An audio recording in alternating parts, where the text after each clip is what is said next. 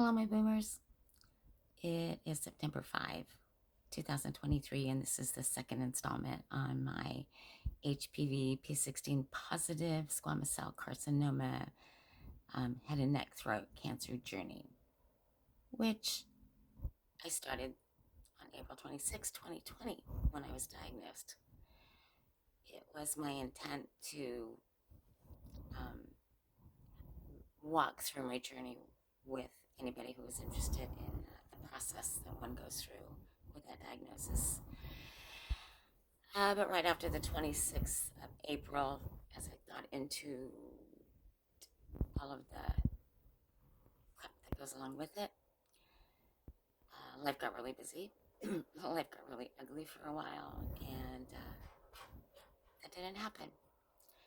So, just very briefly, I started treatment on or about May 1st. Started my 5 days a week for 7 weeks radiation, 8 o'clock in the morning, standing appointment.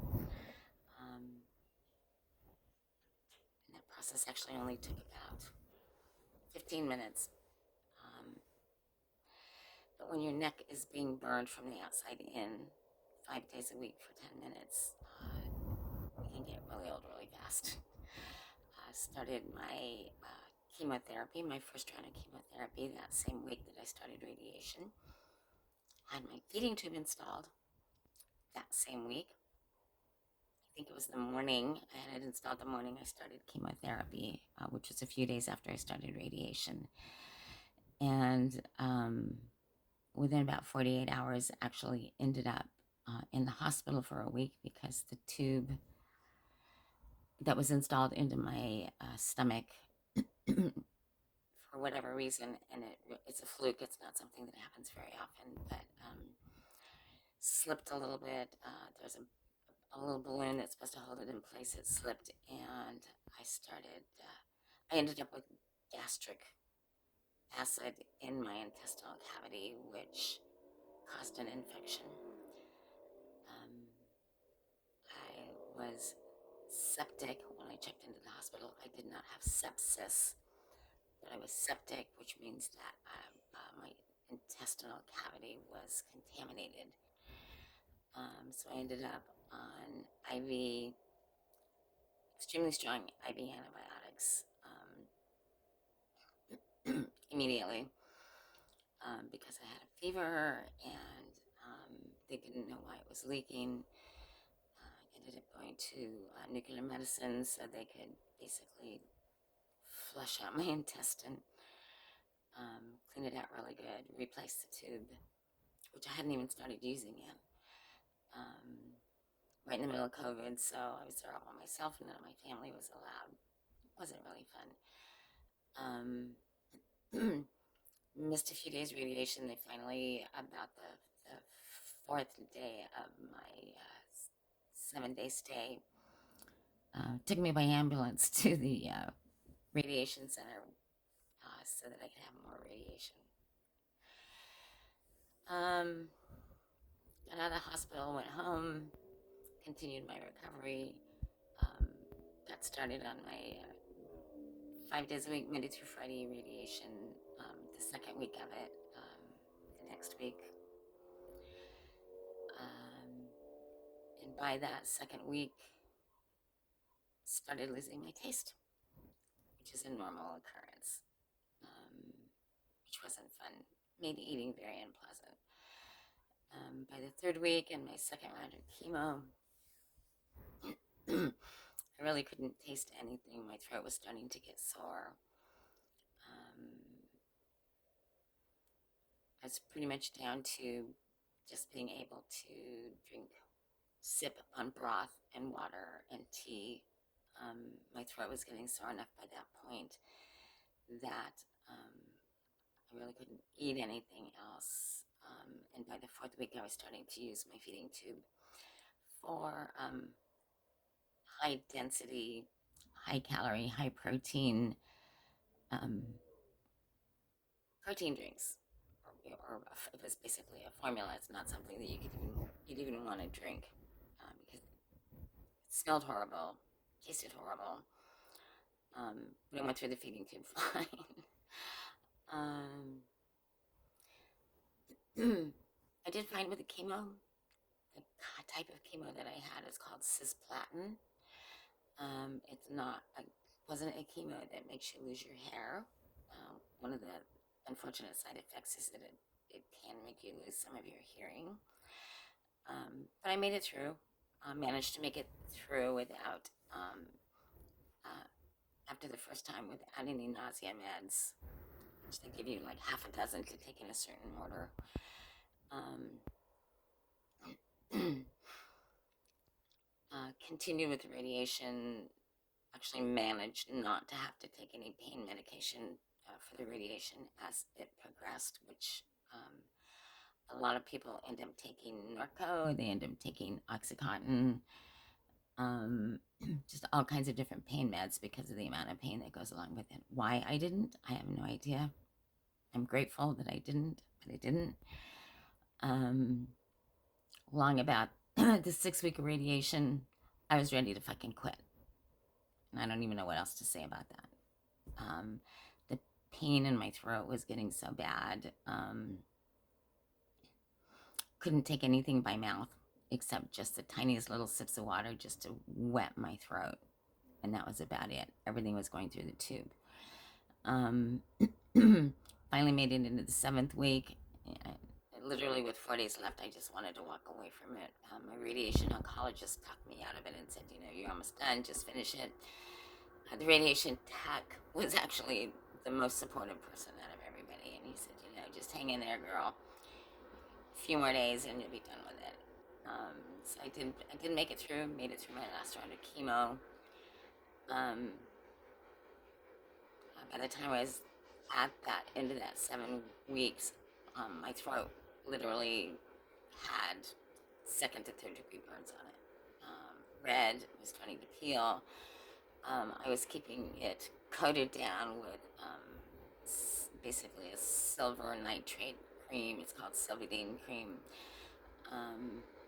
and wrapped in gauze, to protect it from getting infected or skin peeling off. Not pretty. Didn't feel good. One of the fun things about radiation is that even after you stop it with the intensity that this radiation on your throat is, you continue cooking for about 2 weeks afterwards, even after you stop. That's just how long it takes for that radiation to stop cooking. And the purpose of that radiation is to kill the cancer cells and to shrink the tumor.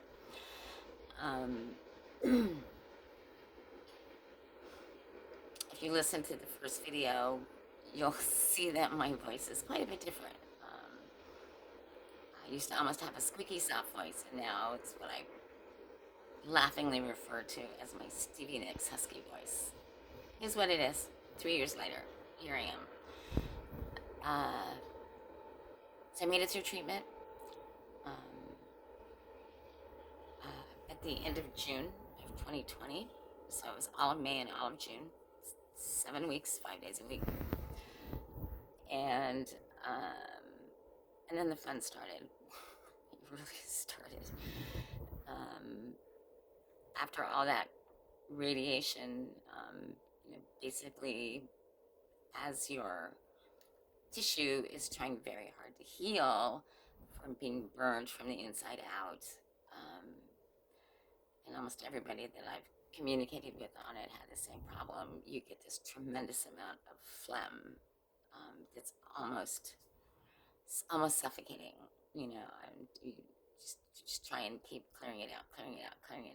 And I was literally going through a large box of Kleenex every single day, just trying to expel that mucus.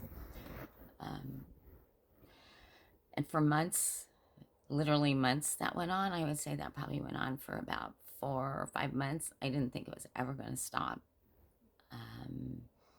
Continued formula feeding, and with just little sips of water, little sips of sweetened tea. And we're talking less than 2 or 3 ounces of water a day was all I was able to sip down.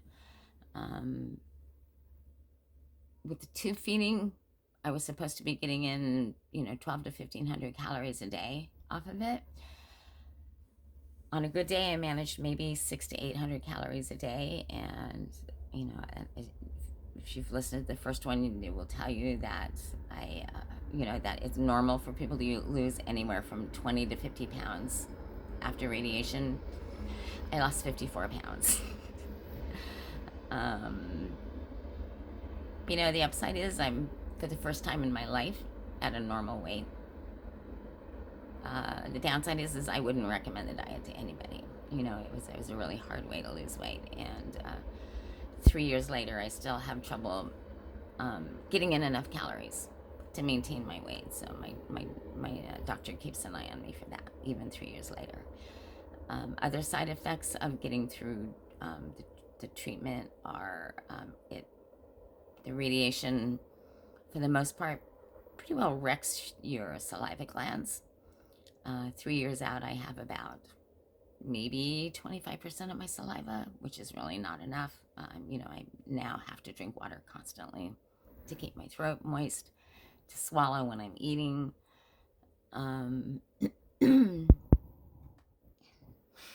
What else? I still have a little bit of mucus. My throat is pretty much always scratchy and sore. To a little extent, it's normal. As far as getting off the feeding tube, I actually ended up, it was installed May, that first week of May, maybe, before the 8th of May. I ended up using that tube until the end of March 2021, when I finally was able to start eating. And what we're talking about is a soft-boiled egg. That was it, and that was a major progress. A little bit of diced tomato to go with it. Half of an English muffin, very well buttered so that it was soft. So I did. That first end of March, first part of April in 2021, start eating. I was thrilled. My nutritionist was thrilled. She basically said, when you can eat for a month by mouth and maintain your weight, we'll take the feeding tube out. Well, it took me another 2 months to be able to do that. And on June 1st of 2021, I call that my Independence Day, got the tube removed, and ever since then I've been eating on my own, and again, it's been a struggle to get enough calories.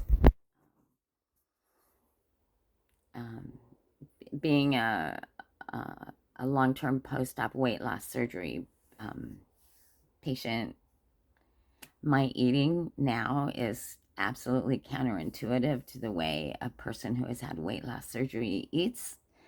Because when you've had weight loss surgery, you eat your protein first, you eat your vegetables, you eat fruit, and maybe along the way you get some carbs. And now I try and get enough protein in, but in getting that protein in, I use a lot of a lot of sauces, a lot of gravies. I use a lot of butter for the moisture. And by saying a lot, if I get 1,000 calories a day in, yay. It's a struggle, but that's kind of where I aim, is to at least get 1,000 calories a day in. I go through those periods of time where I crave vegetables, because I've always been, for the last 15 years, been a vegetable eater. If I switch off of anything that's more high calorie, more dense in calories, just to get my calories in, and I eat salads or vegetables, I start losing weight because I don't get enough calories in. 3 years out.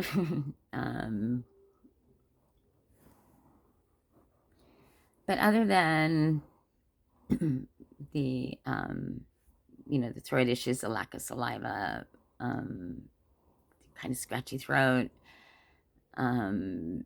struggling to maintain my weight, after on some hearing, a little bit of hearing loss from the cisplatin, but I don't have hearing aids yet. There may be at some point that I have to get hearing aids.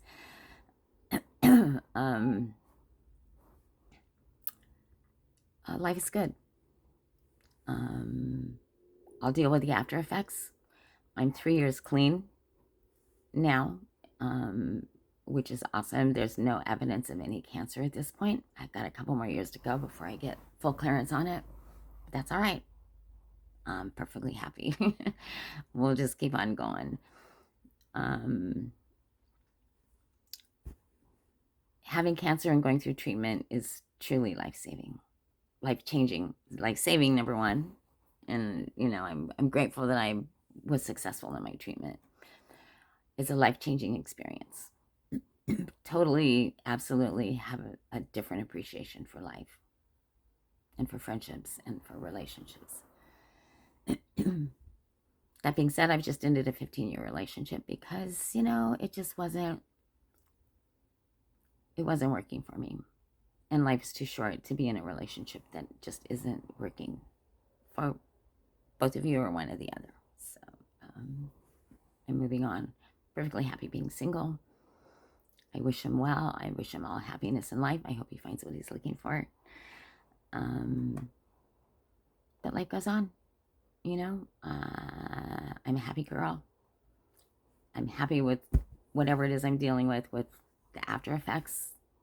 Life is good. I'm working full time. I have a reasonably full social life. And what more do you want? So that's what's going on with me. Please feel free to ask any questions, whatever. I know one of the comments that I read recently, because it kind of popped up all of a sudden, was, is she dead? I am very not dead. And I am moving on with my life. 72 years old, I feel I'm one of the lucky ones.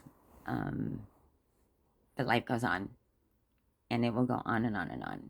So take care of yourselves out there. And, I think I may just continue using my little YouTube channel for my Barefoot Boomer because it's fun. Hopefully you'll find it entertaining, educational, whatever. Y'all take care. Have a good night. Bye.